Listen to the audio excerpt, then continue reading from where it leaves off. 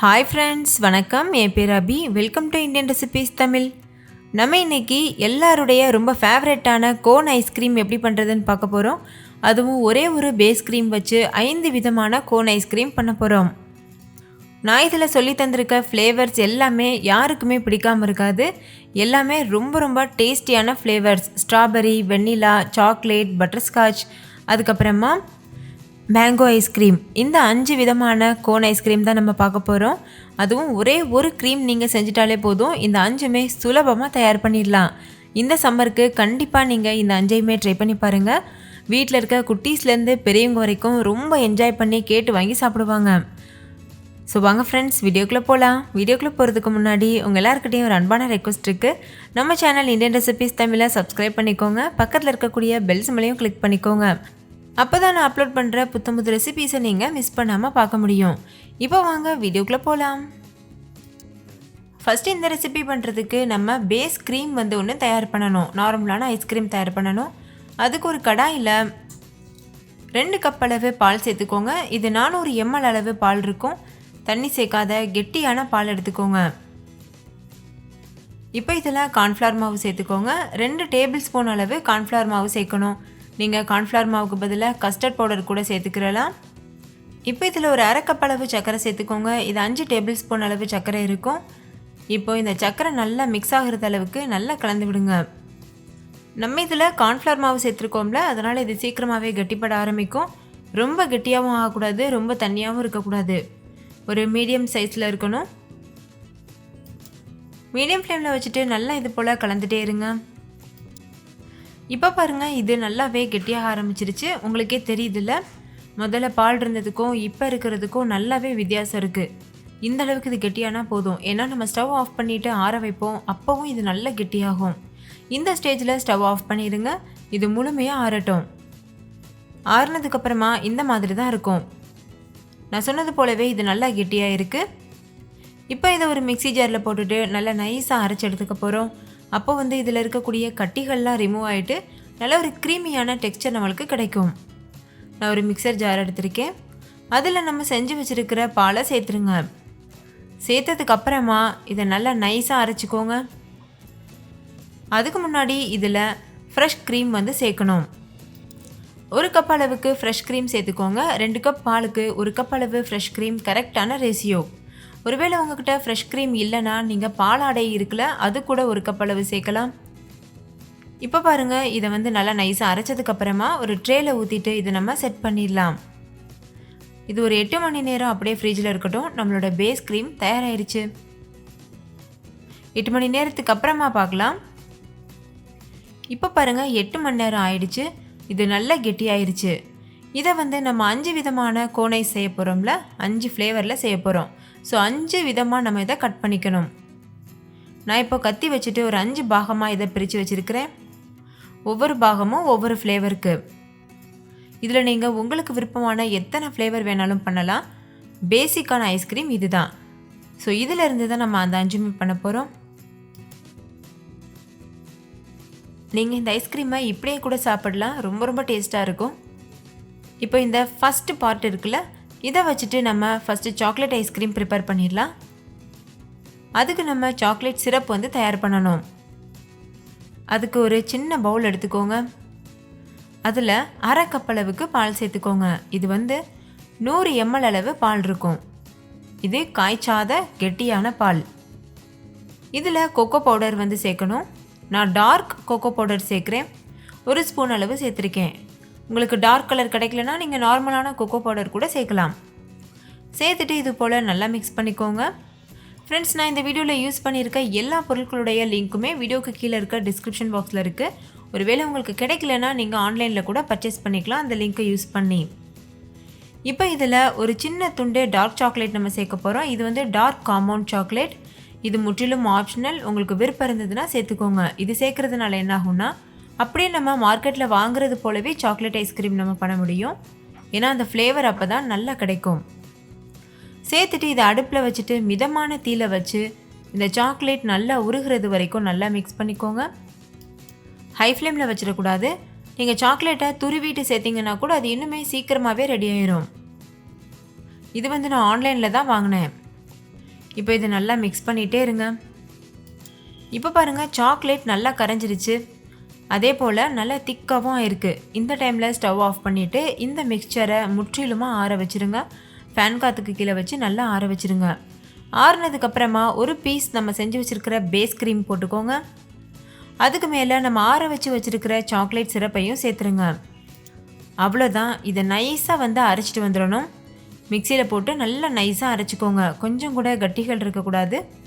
அப்போ தான் நம்மளுக்கு நல்ல க்ரீமியான சாக்லேட் ஐஸ்கிரீம் கிடைக்கும். நல்லா நைஸாக அரைச்சதுக்கப்புறமா ஒரு சின்ன ஏர்டைட்டான பவுலில் இதை மாற்றிடுங்க. மாற்றிட்டதுக்கப்புறமா ஏர்டைட்டாக க்ளோஸ் பண்ணி வச்சுக்கோங்க. ஒருவேளை உங்களுடைய பாக்ஸ் வந்து ஏர்டைட்டாக இல்லைன்னா ஒரு ஃபாயில் வச்சு ஃபஸ்ட்டு மூடிட்டு அதுக்கப்புறமா நீங்கள் மூடி போட்டு மூடுங்க. அப்போ தான் ஐஸ் வந்து கிறிஸ்டல் ஆகாது. இது கண்டிப்பாக வந்து முக்கியமானது. ஒருவேளை நல்லா ஏர்டைட்டாக இருக்குன்னா கவலையப்படாதீங்க, நார்மல் மூடி வச்சு கூட மூடிடலாம். 8 மணி நேரத்துக்கு அப்புறமா நம்மளுடைய ஐஸ்கிரீம் சூப்பராக செட் ஆயிடுச்சு. இப்போ நம்ம ஒரு ஸ்கூப் வச்சு ஐஸ்கிரீம் எடுத்துகிட்டு கோனில் வச்சுட்டு நம்ம சர்வ் பண்ணலாம். இந்த கோனும் நான் ஆன்லைனில் தான் வாங்கினேன். அதோட லிங்க்கும் வீடியோக்கு கீழே இருக்க டிஸ்கிரிப்ஷன் பாக்ஸில் இருக்குது. அடுத்து நம்ம பண்ண போகிறது மேங்கோ ஐஸ்கிரீம். அதுக்கு ஒரு மிக்ஸி ஜார் எடுத்துக்கோங்க. இன்னொரு பீஸ் பேஸ் ஐஸ்கிரீம் சேர்த்துக்கோங்க. கூடவே ஒரு கப் அளவுக்கு சின்ன சின்னதாக கட் பண்ணின மாம்பழம் வந்து சேர்த்துக்கோங்க. நல்ல பழுத்த பழமாக சேர்த்துக்கோங்க. நல்ல பழுத்த மாம்பழம் சேர்த்திங்கன்னா கலர் நல்லா கிடைக்கும். அப்படி இல்லைனா நீங்கள் எல்லோ கலர் ஃபுட் கலர் கூட சேர்க்கலாம். அப்படியே நம்ம கடையில் கிடைக்கிற மாதிரி இருக்கும். நீங்கள் வீட்டில் ப்ரிப்பேர் பண்ணுறதா இருந்தால் கண்டிப்பாக வந்து கலர்லாம் சேர்க்காமையே செய்யுங்க, அதுவே போதும். நான் வீடியோக்காக பண்ணுறதுனால ஒரு சின்ன ட்ராப் வந்து ஃபுட் கலர் வந்து சேர்த்துருக்கேன். ஃபுட் கலருமே நம்ம வீட்டிலே பண்ணலாம். அந்த வீடியோவும் நம்ம இந்தியன் ரெசிபீஸ் தமிழில் இருக்குது, செக் பண்ணி பாருங்கள். இப்போ வந்து நம்ம இதையும் நல்லா அரைச்சாச்சு. அரைச்சதுக்கப்புறமா ஒரு ஏர்டைட்டான கண்டெய்னரில் போட்டு மூடிட்டு 8 மணி நேரம் ஃப்ரீசரில் வச்சுருங்க. 8 மணி நேரம் ஆயிடுச்சு. நம்மளுடைய மேங்கோ ஐஸ்கிரீம் சூப்பராக தயாராகிருச்சு. ஸ்கூப் வச்சு எடுத்துகிட்டு ஐஸ்கிரீம் கோனில் வச்சு சர்வ் பண்ணிடுங்க. அடுத்து நம்ம வெனிலா ஐஸ்கிரீம் பண்ண போகிறோம். அதுக்கு ஒரு மிக்ஸி ஜாரில் ஒரு பார்ட் அளவு பேஸ் ஐஸ்கிரீம் வந்து சேர்த்துருக்கேன். கூடவே ஒரு டீஸ்பூன் அளவு வெனிலா எசன்ஸும் வந்து சேர்த்துக்கோங்க. இப்போ இதை நைஸாக வந்து அரைச்சிட்டு வந்துடலாம். நல்லா அரைச்சதுக்கு அப்புறமா ஒரு ஏர்டைட்டான கண்டெய்னரில் போட்டு கவர் பண்ணிவிட்டு 8 மணி நேரம் ஃப்ரீசரில் வச்சுருங்க. 8 மணி நேரத்துக்கு அப்புறமா நம்ம ஓப்பன் பண்ணி பார்க்கலாம். இப்போ 8 மணி நேரம் ஆயிடுச்சு. நம்மளுடைய வெனிலா ஐஸ்கிரீமும் சூப்பராக தயாராகிடுச்சு. இதை வந்து நான் சுகர் ஸ்ப்ரிங்கிள்ஸ் போட்டு சர்வ் பண்ண போகிறேன். ஒயிட் கலர் ஐஸ்கிரீமில் கலர்ஃபுல்லாக சுகர் ஸ்ப்ரிங்கிள்ஸ் தூவிட்டு நம்ம சர்வ் பண்ணோன்னா நல்ல கலர்ஃபுல்லாக இருக்கும். எல்லோரும் ரொம்ப விரும்பி சாப்பிடுவாங்க. இந்த சுகர் ஸ்ப்ரிங்கிள் ரெசிபியும் நம்ம இந்தியன் ரெசிபீஸ் தமிழ் சேனலில் இருக்குது, நீங்கள் செக் பண்ணி பாருங்கள். அடுத்து நம்ம செய்ய போகிறது ஸ்ட்ராபெரி ஐஸ்கிரீம். அதுக்கு ஒரு சின்ன பார்ட் அளவு நம்ம பேஸ் க்ரீம் சேர்த்துக்கோங்க. கூடவே ஒரு 1/4 கப் அளவுக்கு ஸ்ட்ராபெரி சிரப் வந்து சேர்த்துக்கோங்க. நீங்கள் நம்ம மாம்பழ ஐஸ்கிரீமுக்கு பண்ணோம்ல அந்த மாதிரி ஸ்ட்ராபெரி பழத்தையே கட் பண்ணிட்டு கூட சேர்த்துக்கிடலாம். அப்படி ஸ்ட்ராபெரி பழம் சேர்க்குறதா இருந்தால் 1 கப் அளவு பழம் சேர்த்துக்கோங்க. இப்போ இதையும் நல்லா நைஸாக அரைச்சிட்டு வந்தாச்சு. இப்போ இது வந்து கலர் ரொம்ப கம்மியாக இருக்குது. நம்ம மார்க்கெட்டில் வாங்கும்போது கலர்ஃபுல்லாக இருக்கும்ல, அதுக்காக ஒரு 2 பிஞ்ச் அளவுக்கு மட்டும் ஃபுட் கலர் சேர்த்துருக்கேன். பிங்க் கலர் ஃபுட் கலர் சேர்த்துட்டு நல்லா அரைச்சிட்டு ஒரு ஏர்டைட்டான கண்டெய்னரில் போட்டுட்டு மூடி 8 மணி நேரம் ஃப்ரீசரில் வச்சுருங்க. 8 மணி நேரத்துக்கு அப்புறமா பார்க்கலாம். இப்போ 8 மணி நேரம் ஆயிடுச்சு. நம்மளுடைய ஸ்ட்ராபெரி ஐஸ்கிரீமும் சூப்பராக செட் ஆகிருக்கு. இப்போ இதையும் ஒரு கோனில் வச்சுட்டு கொடுத்துடலாம். ஒருவேளை உங்ககிட்ட கோன் இல்லைன்னா நீங்கள் நார்மலான கப்பில் கூட சர்வ் பண்ணலாம். அடுத்து நம்ம பட்டர்ஸ்காட்ச் ஐஸ்கிரீம் பண்ணணும். அதுக்கு பட்டர்ஸ்காட்ச் நட்ஸ் வந்து நம்ம தயார் பண்ணணும். அதுக்கு ஒரு பேனில் 1/2 கப் அளவுக்கு சர்க்கரையை சேர்த்துக்கோங்க. இது 100 கிராம் அளவு சர்க்கரை இருக்கும். தண்ணி எதுவும் சேர்க்கக்கூடாது. ஸ்டவ்வை மீடியம் ஃப்ளேமில் வச்சுட்டு இதை நல்லா கலந்து விட்டுட்டே இருங்க. தானாகவே அது உருக ஆரம்பிக்கும். பாருங்கள், லேசாக இது உருக ஆரம்பிச்சிருச்சு. இது இன்னும் நல்லா உருகிட்டு கலர் வந்து சேஞ்ச் ஆகும். தேன் கலரில் ஆகிற வரைக்கும் நம்ம இது போல் கலந்துகிட்டே தான் இருக்கணும். இப்போது தேன் கலர் வர ஆரம்பிச்சிருச்சு. இந்த டைமில் இது கூட பட்டர் வந்து சேர்த்துக்கோங்க. 1 டேபிள் ஸ்பூன் அளவுக்கு பட்டர் சேர்த்துக்கோங்க. ஒருவேளை உங்ககிட்ட பட்டர் இல்லைன்னா நீங்கள் நெய் கூட சேர்க்கலாம். ஆனால் பட்டர்ஸ்காட்ச்க்கு பட்டர் ரொம்ப அவசியம். பட்டர் சேர்த்ததுக்கப்புறமா இது போல் நல்லா கலந்துகிட்டே இருங்க. பட்டர் நல்லா உருகினதுக்கு அப்புறமா இது கூட நம்ம முந்திரி பருப்பு சேர்க்கணும். முந்திரி பருப்பு வந்து ஒரு 1/4 கப் அளவு எடுத்துட்டு சின்ன சின்னதாக கட் பண்ணிவிட்டு அதை வந்து சேர்த்துக்கோங்க. உங்களுக்கு முந்திரி பிடிக்கலன்னா நீங்கள் பாதாம் இல்லை உங்களுக்கு விருப்பமான நட்ஸ் கூட சேர்த்துக்கிறலாம். நல்லா இது போல் கலந்ததுக்கப்புறமா உடனே ஸ்டவ் ஆஃப் பண்ணிடுங்க. ஸ்டவ் ஆஃப் பண்ணிவிட்டு நெய் தடவின பிளேட்டில் வந்து இதை கொட்டிடுங்க. நீங்கள் நெய் தடவின பிளேட்டில் கொட்டலாம், அப்படி இல்லைன்னா பட்டர் ஷீட்டில் கூட கொட்டலாம். நான் வந்து நெய் தடவின பிளேட்டில் இதை வந்து மாற்றி வச்சுருக்கேன். இது இப்போ நல்லா ஆறட்டும். இது ஒரு 10-15 நிமிஷத்துலேயே முழுமையாக ஆறிடும் ஃபேன் காற்றுக்கு கீழே வச்சிங்கன்னா. இப்போ பாருங்கள், இது நல்லா ஆறிடுச்சு.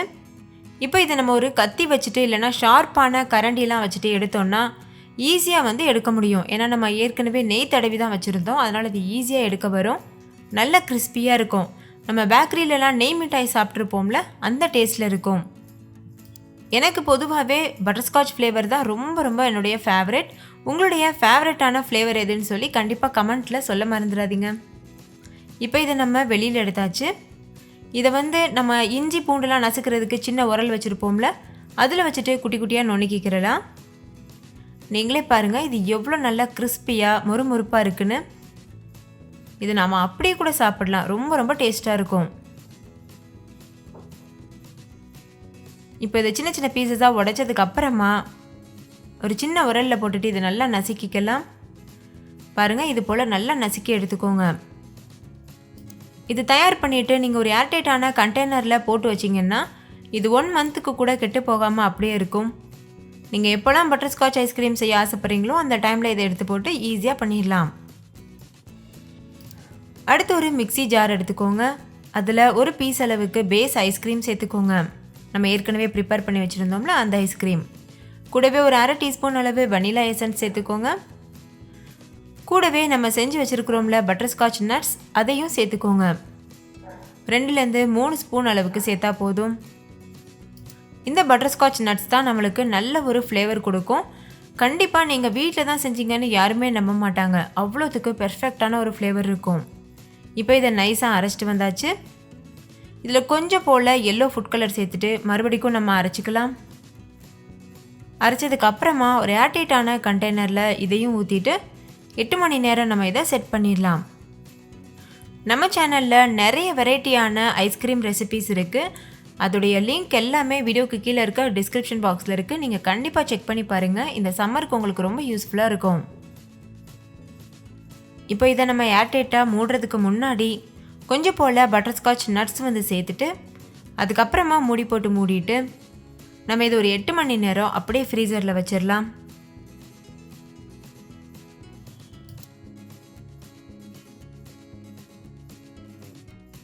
எட்டு மணி நேரம் ஆனதுக்கப்புறமா ஓப்பன் பண்ணிவிட்டு நம்ம ஒரு ஸ்கூப் வச்சு ஐஸ்கிரீமை வெளியில் எடுத்து இது போல் சர்வ் பண்ணிடலாம். சர்வ் பண்ணுறதுக்கு முன்னாடி நம்ம ஏற்கனவே செஞ்சோம்ல பட்டர்ஸ்காட்ச் நட்ஸ், அது கொஞ்சம் மீதம் இருந்தது. அதை நான் ஏர்டைட்டான டப்பாவில் போட்டு வச்சுருந்தேன். அதை கொஞ்சமாக தூவிட்டு இப்போ நான் இதை சர்வ் பண்ண போகிறேன். அவ்வளோதான், நம்மளோட டேஸ்டியான 5 விதமான ஐஸ்கிரீம் சூப்பராக தயாராகிருச்சு. ஸோ ஃப்ரெண்ட்ஸ், நீங்களும் இந்த சம்மருக்கு கண்டிப்பாக இந்த 5 விதமான ஐஸ்கிரீமையும் வீட்டிலையே ட்ரை பண்ணி என்ஜாய் பண்ணுங்கள். எப்படி செஞ்சீங்கன்னு கமெண்ட்லையும் ஷேர் பண்ண மறந்துடாதீங்க. இந்த வீடியோ எல்லாருக்கும் ரொம்ப பிடிச்சிருக்கும்னு நம்புகிறேன். பிடிச்சிருந்தா லைக் பண்ணுங்கள், உங்கள் ஃப்ரெண்ட்ஸ் கூட நிறைய ஷேர் பண்ணுங்கள். அப்போ தான் அவங்களும் பார்த்து பயன்பெற முடியும். இன்னொரு சூப்பரான ரெசிபியோட நான் உங்களை சந்திக்கிறேன். அதுக்கு முன்னாடி நம்ம சேனல் இந்தியன் ரெசிபீஸ் தமிழை சப்ஸ்கிரைப் பண்ணிக்கோங்க. Thank you, bye bye.